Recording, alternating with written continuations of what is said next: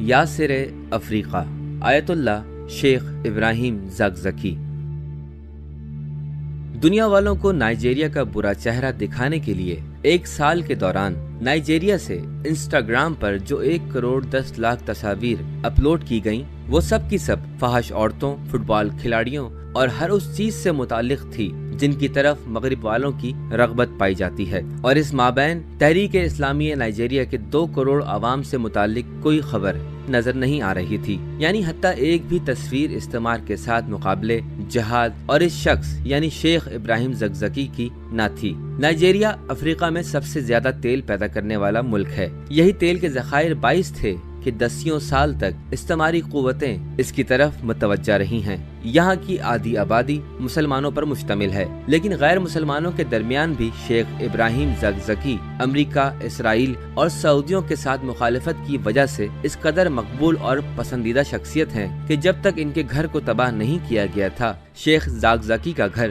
نائجیرین عیسائیوں کی پناہ گاہ تھا۔ شیخ ابراہیم زاکزکی کا استعمار مخالفانہ موقف سبب رہا ہے کہ ہمیشہ ان پر حملے ہوتے رہیں۔ یہ دشمنیاں صرف زبانی یا میڈیا کی حد تک نہیں، اور مثال کے طور پر 2014 میں جب شیخ ابراہیم زاکزکی نے عالمی یوم القدس کی مناسبت سے صہیونی حکومت اسرائیل کے خلاف بیان دیا تو ان کے گھر پر نائجیریا فوج نے حملہ کر دیا۔ اس حملے میں شیخ ابراہیم زاکزکی کے سینکڑوں حامی اور 3 بیٹے بھی شہید ہو گئے۔ اس سے پہلے بھی 2009 میں شیخ ابراہیم زاکزکی کے مخالفین حکومتی اہلکاروں نے حملہ کر کے ان کے گھر کو تباہ کر دیا تھا۔ ابھی تک 9 مرتبہ شیخ زاکزکی جیل جا چکے ہیں، لیکن سب کچھ ہونے اور کروڑوں حامیوں کے باوجود صرف اس خاطر کہ ملک کسی خانہ جنگی کی دلدل میں نہ پھنس جائے، ابھی تک شیخ ابراہیم زاکزکی نے مرکزی حکومت نائجیریا کے خلاف مسلحانہ جدوجہد کا اعلان نہیں کیا، اور وہ آخری حملہ جو شیخ ابراہیم زاکزکی کی رہائش گاہ پر کیا گیا وہ 2015 میں تھا۔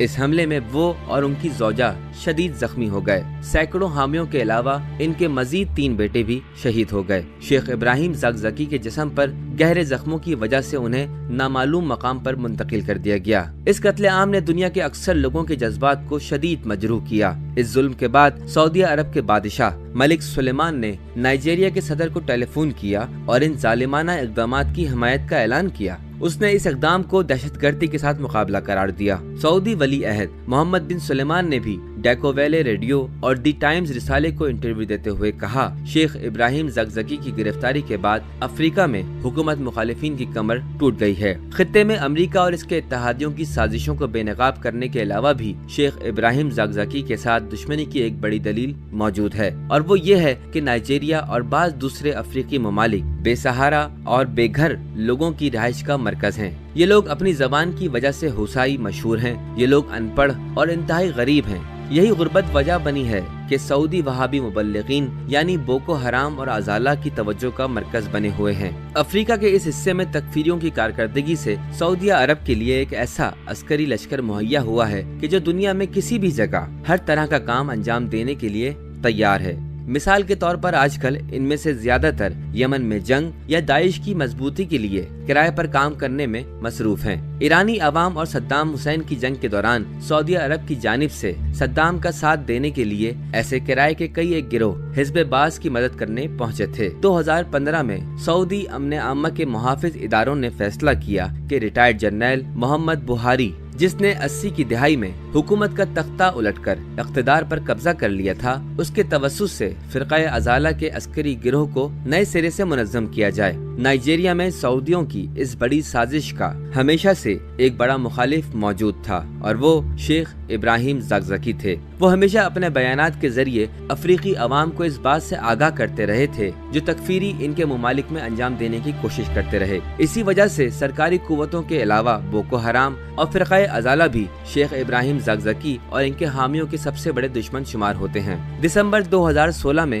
شیخ ابراہیم زاکزکی کی گرفتاری کے بعد نائجیرین عدالت نے جلد از جلد شیخ ابراہیم زاکزکی کو رہا کرنے کا حکم دیا۔ علاوہ ازیں مزید غیر قانونی طور پر حبس سے بیجا میں رکھنے کو غیر قانونی قرار دیتے ہوئے سیکیورٹی اداروں کو پابند کیا کہ وہ شیخ کے اہل خانہ کو ہرجانہ بھی ادا کریں، لیکن نائجیرین فوج اور حکومت نے نہ تو ہرجانہ ادا کیا اور نہ ہی ابھی تک شیخ کو رہا کیا۔ کچھ مہینے پہلے انہیں زاریہ جیل سے کادونا جیل منتقل کر دیا گیا تھا۔ اگست 2018 میں نائجیرین عدالت نے شیخ ابراہیم زکزکی کے 80 حامیوں کو بری کر دیا، جو کہ اگست 2015 میں گرفتار کیے گئے تھے۔ اس کے باوجود اب بھی تقریباً 100 افراد شیخ ابراہیم زکزکی کی حمایت کے جرم میں نائجیریا کی جیلوں میں موجود ہیں۔ انہی غیر قانونی گرفتاریوں کے خلاف عوامی تحریک چلانے والوں نے اکتوبر 2018 میں بڑی سطح پر پرامن مظاہرہ کیا، لیکن اس مرتبہ بھی نہتے عوام پر سرکاری سیکیورٹی اداروں کے حملے سے 40 لوگ شہید ہو گئے۔